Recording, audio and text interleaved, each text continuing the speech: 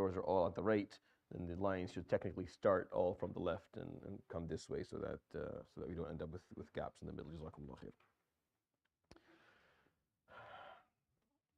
Ismullah al-Wahhab.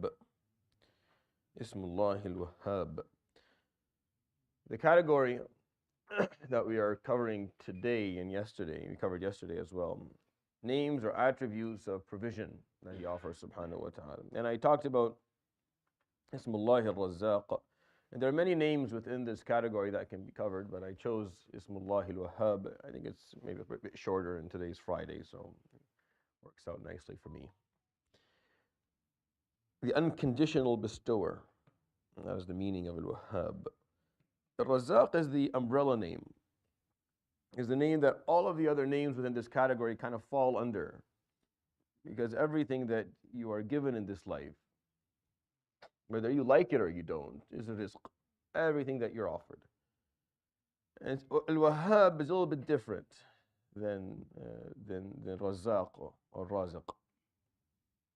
Al-Wahhab, the definition of it I put for it, the one who gives unconditionally, time and time again. Time and time again. The one who gives, and the amount that is being given is disproportionate to what the person feels they deserve or what the person would necessarily or normally receive. That's what al-Wahhab is. In Razzaq, السعي قبل الرزق. You work and then you get your rizq. That's usually how it works. في الوهاب السعي بعد الرزق. في الوهاب, you're given something that is way beyond what you thought you would ever receive, and then السعي starts after. Like you start working with what you have afterwards to make sure you distribute it accordingly. Al-Razzaq, there's always some degree of connection. Either it's a monthly salary, some sort of ongoing, repetitive giving or bestowing or provision that Allah subhanahu wa ta'ala is offering. Al-Wahhab is like a gift. You're given something and you cannot connect it to anything that is logical. You have no connection or affiliation for what it is that you received. It makes no sense to you. There's no correlation with anything that in life that you can think of. That's what Al-Wahhab is. The one who just gives. And He gives so much that you're uncertain of why it is that you received what you received. That's the concept of the name. That's why when He uses, in Arabic language, we use the term mawhiba or mawahib. That translates literally into English, into the word gifts. It's a gift. If you say someone is gifted or someone has a gift, you're thinking of something that you don't understand exactly why it is they are the way they are. Or it's not unclear. There's no specific explanation for it. You can't go to their fathers or mothers and say, "What did you do to make the kid be able to do this?" It's just a gift. It's something Allah subhanahu wa ta'ala, He just gave. He gave someone something and there's no understanding for it. There's no reason, there's no correlation, there's no logic. He just gave subhanahu wa ta'ala. And that's His name, Al-Wahhab. He unconditionally gives. He unconditionally gives. He's not waiting for anything in return. Nothing had to happen at the beginning in order for this to occur. It was just given. That's why many scholars say that mawhiba is something Allah subhanahu wa ta'ala doesn't ask about. He gives it to you and then He leaves it. It's just something that you're given. It's a free ride for you. In the Quran, it's only 3 times the name. The word itself comes multiple times, but the name itself is only 3 times. And all 3 times, it is with His name Al-Aziz. And Al-Aziz is a name whenever it comes in combination with another. It points out that subhanahu wa ta'ala does whatever He wants and He is not questioned. The concept of la yus'alu amma yaf'al. Because He's the unfathomable, because He is the Aziz subhanahu wa ta'ala. He's not one that we can go and ask, well, why this and why that? Why didn't you do this or why didn't you do that? Or what was the reason for this? He's not questioned subhanahu wa ta'ala. So it comes with Al-Wahhab, because Al-Wahhab is when you're given a gift that is beyond or disproportionate to what others are receiving or what you would usually receive. Well, why is it that I'm getting this? Al-Aziz. That's why. So Al-Aziz takes care of the answer of the question of why. Why? That's not open for discussion. It's not. It doesn't. That's a question. That's not a question you can ask. He gives whatever he does whatever He wants. Subhanahu wa ta'ala. He gives whom He wants and He holds back where He wants. So why did I get all this? Because He is Aziz. That's why. أم عندهم خزائن رحمة ربك العزيز الوهاب. Or is it that they have the khaza'in? They have the banks of rizq, of your Lord, the unfathomable and the unconditional bestower, subhanahu wa ta'ala. You know the interesting thing about Ismullah al-Wahhab in the Quran? It's never ever attached to money. Ever. It's never attached to money. It's attached to other stuff. It comes with the big things. It comes with the offerings that are huge, and it's never wealth. It's never wealth. It's just a very interesting thing. When Sulaiman alayhi salam talks about, قال رب اغفر لي وهب لي ملكا لا ينبغي لأحد من بعدي. He used the word habli, and offer me a sovereignty, status, power that you did not offer anyone else within the history of the human race. And you will never offer anyone after me. وهب لي ملكا لا ينبغي لأحد من بعدي إنك أنت الوهاب. You're the one who can do that, who can unconditionally bestow upon me that amount of. So Allah subhanahu wa ta'ala granted. فسخرنا له الريح تجري بأمره رخاء حيث أصاب والشياطين. But when Sulaiman asked the question of being given something that is unparalleled historically, never again, never before and never again would this ever happen, where someone would have so much power that they would be able to speak to the creatures of the earth, where he would be able to call upon the wind and ask it to move him in one direction or the other, where he could speak to the jinn and have them do things for him, alayhi salam. Never have we heard of a ruler who had that degree of power. That's aside from the armies that he had, alayhi salam, and the wealth that he had. No, this is something completely different. When he was answered, alayhi salam, by Allah subhanahu wa ta'ala, it wasn't money. He already had money. He already had it. That day he was walking around, and he with his horse. قال إني أحببت حب الخير عن ذكر ربي. He had went into all. He had a lot of wealth. He had horses. It was very expensive. The answer from Allah subhanahu wa ta'ala to this dua, he could hear the hudhud. He could understand the naml. He could command the wind. That was the mawhiba. That was the gift that he was given by Allah subhanahu wa ta'ala. Commonly, Ismullah al-Wahhab is connected to children. It's connected to kids. وَوَهَبْنَا لَهُ يَحْيَى وَأَصْلَحْنَا لَهُ زَوْجَهُ. Right? And when Zakaria قال هب لي من لدنك ذرية طيبة, grant me, offer me, gift me from you a pious offspring. وَوَهَبْنَا لَهُ يَحْيَى. So we gave him Yahya.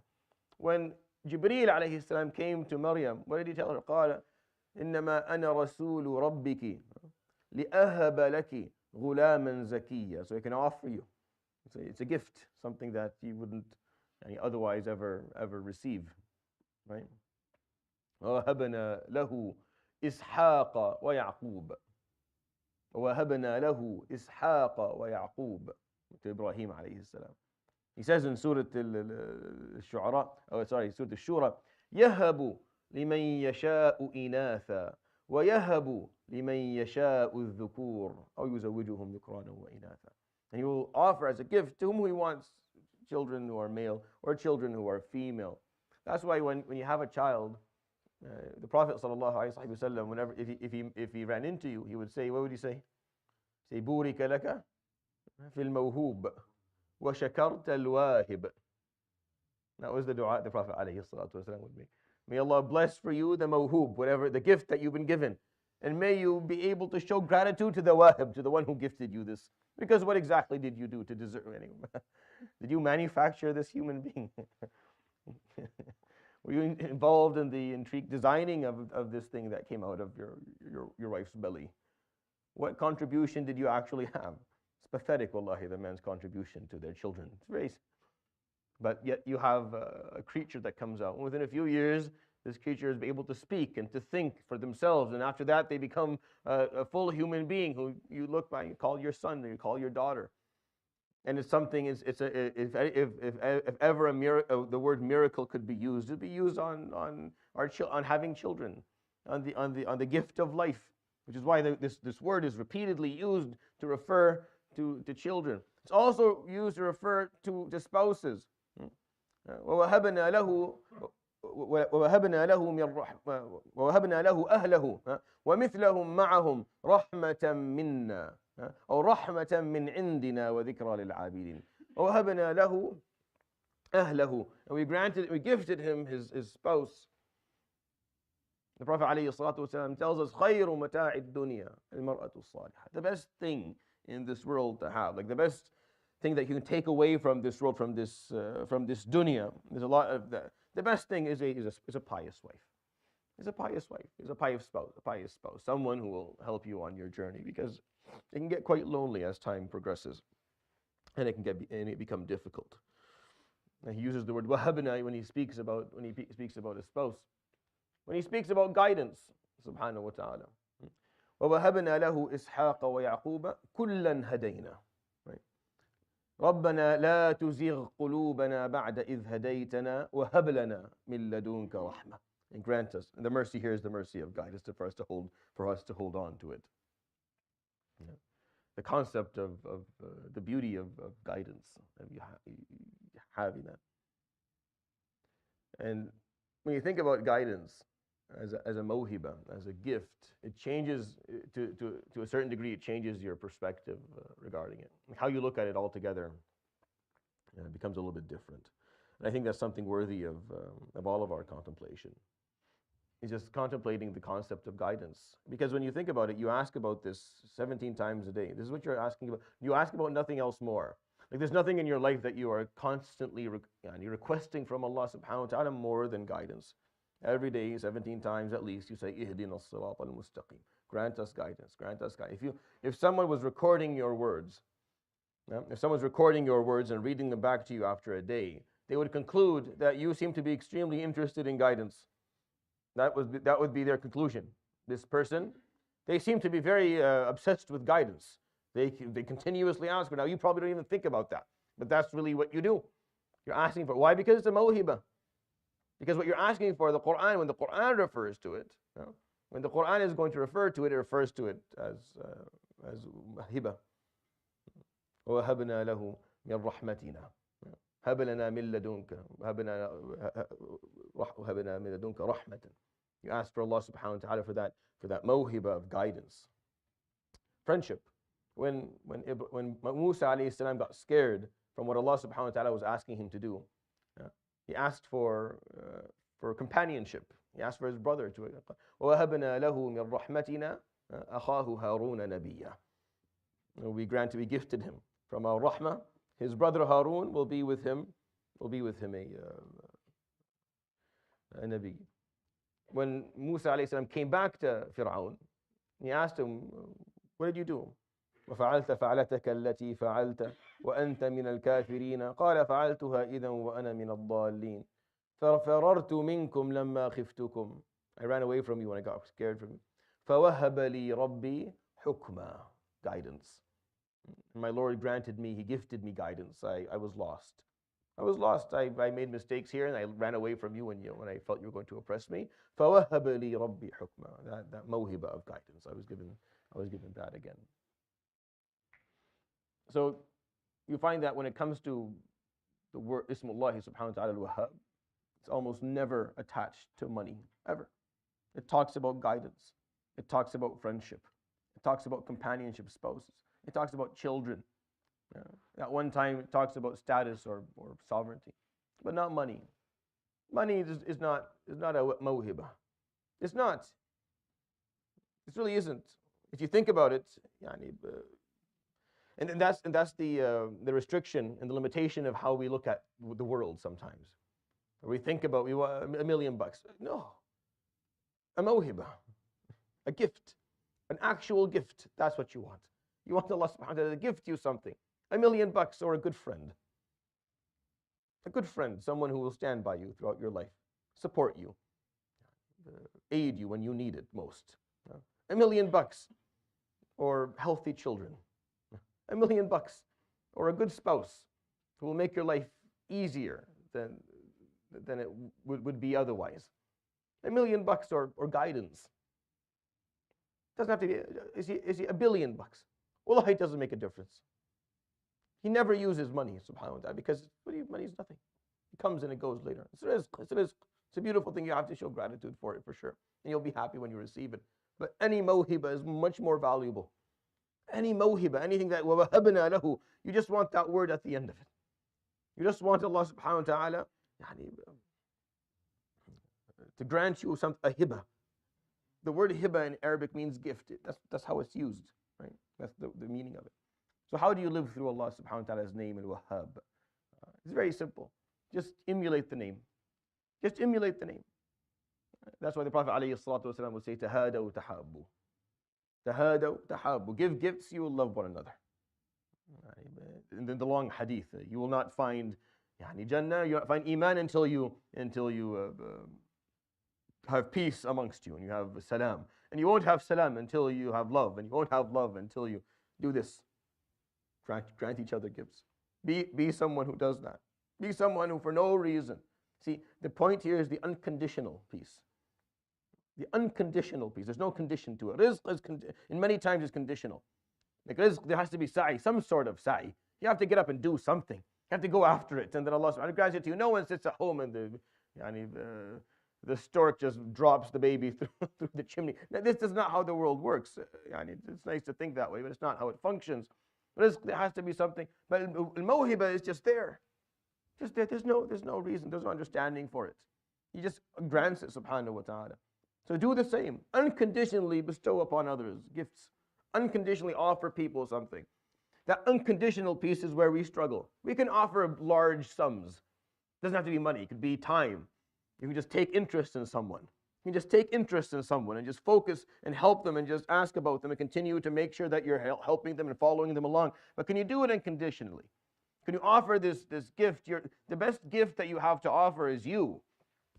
Is your time, it's your expertise, it's your compassion, it's your emotion, your passion, your commitment. That's the biggest gift that you have. The wealth is important, don't get me wrong. Without it, a community can't survive. But what you really have to offer is you. And it's hard sometimes. Are you able to offer it unconditionally? Not waiting for something in return. Able to give it to someone and not expect them later on to show you a certain degree of loyalty. Are you able to do it without expecting that they show gratitude to you? And they come back and they point out, Fulan, and he stood by me all my life, and you get your gratitude thanks speech on the thing. Or are you okay with just giving and then turning your back and walking away and never looking at that again and never thinking about it again? That's wahb. That's why the habhali. In Arabic, when you say habhali or habhuli, give it to me and don't ask me about it again. Give it to me and end the discussion there. I don't want to talk about this again. I don't want this to be something that I continuously have to pay you back for, or we have to go revisit every once in a while. No, just habhu. وَالنَّبِيُّ صَلَى اللَّهُ عَلَيْهِ وَسَلَّمَ كَانَ يَهَبُ النَّاسِ. The Prophet ﷺ would offer. He would offer and he would forget that he offered. He would give and he would forget that he gave. And he would never talk about it ever again. He would never bring it up. وَلَا تَمْنُن تَسْتَكْثِرْ. He would never ever talk about whatever it is he gave. So the Sahaba would ask him, they would constantly use the word habhali or habhuli. Give something to me that I don't, there can't be something in return for it. If there's something in return for it, it's a transaction. It may be a very nice transaction, extremely lucrative to the person who's receiving, but mawhiba, hiba, no, there's no transaction to it. It's a beautiful thing. You receive it from Allah subhanahu wa ta'ala, offer it to others. And that's how you live through His name, Al-Wahhab. I hope that was a benefit to you. Subhanakallah bihamdik. Ashhadu an la ilaha illa anta astaghfiruka wa atubu ilayk. Wa sallallahu wa sallam wa baraka ala nabiyyina Muhammadin wa ala alihi wa sahbihi ajma'in. Jazakumullah khair.